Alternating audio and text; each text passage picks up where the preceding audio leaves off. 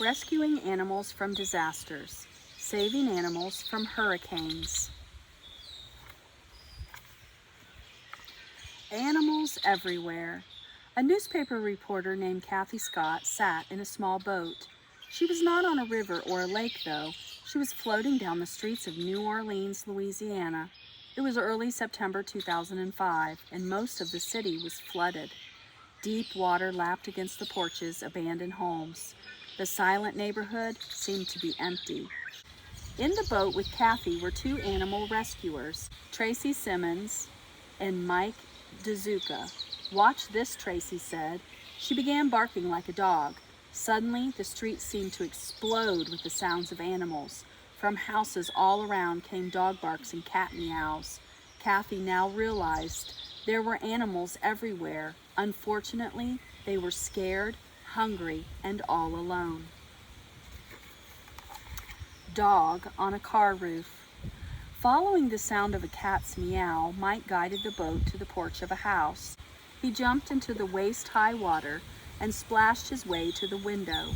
He opened it, lifted a cat gently out of the house, and carried her to the boat. Then he turned the boat to the next house, following the sound of a barking dog. Once they reached the driveway, Mike, Tracy, and Kathy found what they were looking for: a dog sitting on the roof of a car. Wearing tall rubber boots, Tracy stepped into the muddy water. As soon as the dog spotted her, he jumped off the car's roof and into the flooded street towards Tracy. She was then able to scoop him up and bring him safely to the boat. The cat and dog sat quietly in the boat as the rescue team moved on to continue their search for other animals that were trapped in the flooded city. Hurricane Katrina. Why were so many animals trapped in the city of New Orleans? In August 2005, Tropical Storm Katrina formed over the Atlantic Ocean and began moving slowly west. Meteorologists watched carefully as the storm gained strength and its winds gained speed. On August 25th, Katrina became what many people had feared: a hurricane. Meteorologists spreading the warning that Hurricane Katrina was headed right for the Gulf Coast of the United States, and it was coming in just a few days. The mayor of New Orleans ordered everyone to evacuate the city. People had to leave quickly, and many were not able to take their pets. Instead, they left extra food and water for the animals, thinking they would be back in just a few days. On August 29, 2005, Hurricane Katrina slammed the Gulf Coast with heavy rain and winds that whipped at speeds of up to 140 miles per hour. The ferocious winds caused a huge wall of water called a storm surge to race from the Gulf toward land. It crashed into New Orleans levees, walls-like structures that were built to protect the city from flooding. The storm surge was so powerful that the levees around New Orleans collapsed. The water began pouring into the city. Government rescuers raced to save people who were still stuck in New Orleans. Unfortunately, they had no time to save the animals that lived there. As a result, hundreds of thousands of pets were stuck in the flooded city. Rescuers rush in. News of the stranded animals spread around the country. One of many volunteers who rushed to New Orleans was Jane Garrison, an animal rescuer from South Carolina. "I could not stop thinking about these animals trapped in homes," Jane said. Jane spent the next 6 weeks saving animals. She had to break into ruined homes by smashing open doors or windows. "We searched under beds, in attics, and closets," Jane said. She found animals still alive even weeks after the storm. "I rescued a dog off the roof who had been up there for 17 days, she said. "He weighed 40 pounds when he should have weighed 95. He had no access to food, water, or shade. It was 100 degrees there." Happy reunions. Rescued animals were carried by boat out of the flooded streets of New Orleans. Volunteers then drove the animals to shelters set up in fairgrounds and schools near the city. A woman named Jan Tuma went to work at a large shelter. Each night, vans drove up with more animals. Most of us had already worked 12 hours, Jan said. Even though they were tired, Jan and the other volunteers went back to work helping the new arrivals. Jan worked with dogs. First she gave them water and food. If the dogs looked sick or injured, she then took them to a veterinarian. Other volunteers took pictures of the animals and posted them on the internet.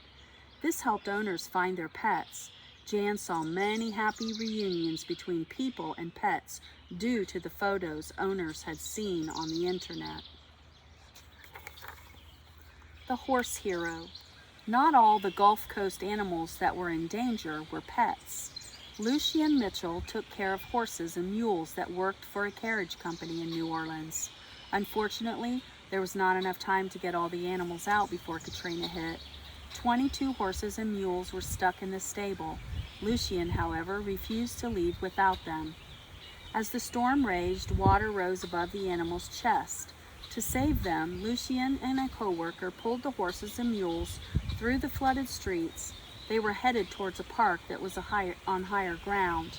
To get there, they had to swim next to the animals in some spots. Amazingly, the two men kept the horses and mules alive for nearly a week until rescuers arrived with trailers to take the animals to safety. Molly's story. A pony named Molly was another horse that Katrina almost killed. After the hurricane, Molly was left alone in a barn for more than 2 weeks. When rescuers finally came, they took her to a nearby farm. It seemed as though Molly would finally be safe. However, dogs that had been rescued from the hurricane were also living on the farm. One of them attacked Molly, badly injuring her front right leg. When veterinarians from Louisville State University heard about Molly, they volunteered to help her. They removed the pony's leg below the knee and attached a replacement leg made out of plastic and metal. Molly slowly learned to walk and trot with her new leg. As news of the pony's recovery spread, children who had also lost a leg or an arm began coming to visit Molly. Her strength and courage have helped many young people hope for the future.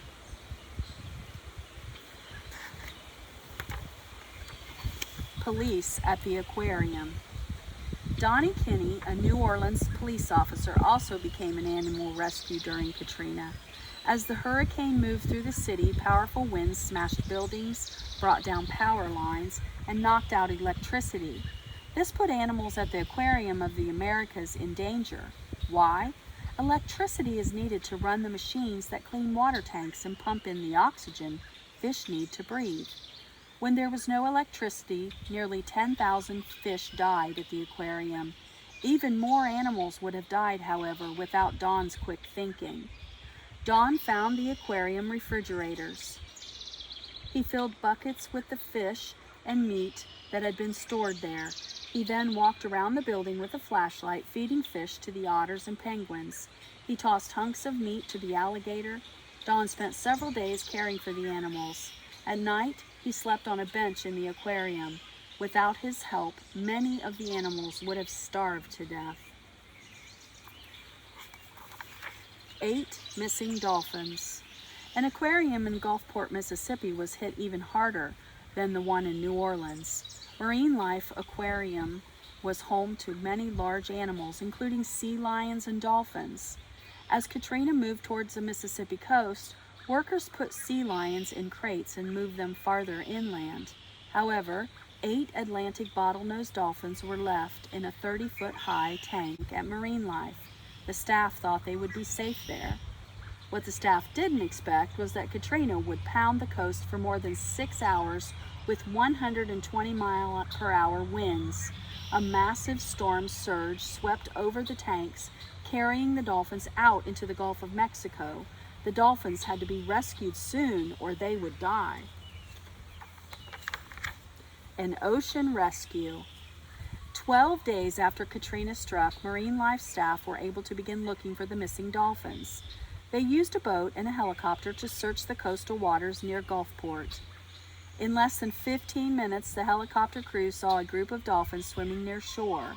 The workers in the boat sped towards them. The animals were hungry and weak, and many had injuries from the storm, but the rescuers had found what they were looking for, the missing dolphins. To build up the animals' strength, the staff put medicine inside fish and fed them to the dolphins. The next challenge was to figure out how to bring the animals back to shore. To help with this, dolphin trainers went out in boats. They taught the dolphins to jump onto floating mats. The mats were then pulled to land by boat, and the dolphins were placed in swimming pools, safe at last. The biggest animal rescue. More than 15,000 animals were rescued after Hurricane Katrina. In fact, this effort was the largest animal rescue in history. Luckily, many of the animals were eventually reunited with their owners. When their owners could not be found, animals were adopted by the new ones. Jan Tuma was one of the volunteers who returned home with a new pet. Jan took home a badly injured dog that had lost one front leg and broken the other. She named the brave dog Hurricane. When she looks at Hurricane, Jan is reminded of a saying she heard often from animal rescuers. Saving just one dog won't change the world, but it surely will change the world for that one dog. Rescuing animals from disasters, saving animals from hurricanes.